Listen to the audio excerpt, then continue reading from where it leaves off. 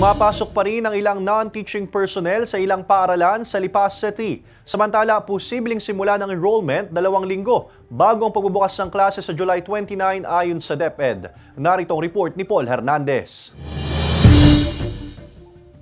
School break activated sa maraming paaralan sa bansa. Ramdam ng naka-vacation mode ang mga estudyante pati na sina sir at ma'am. Isang buwan silang bakasyon batay rin sa utos ng Education Department. Ang non-teaching personnel pumapasok.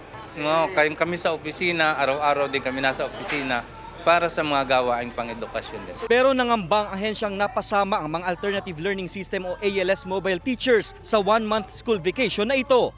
Yun ay oras ng kanilang mapping survey para sa mga susunod na mga mag-aaral.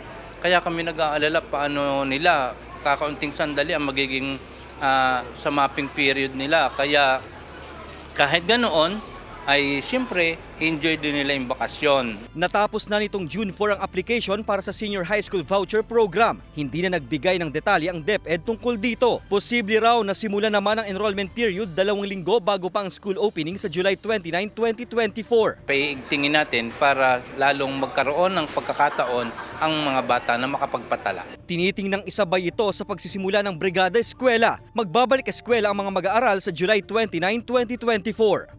Kasama si Kel Ravaca, Paul Hernandez, Balitang Southern Tagalog.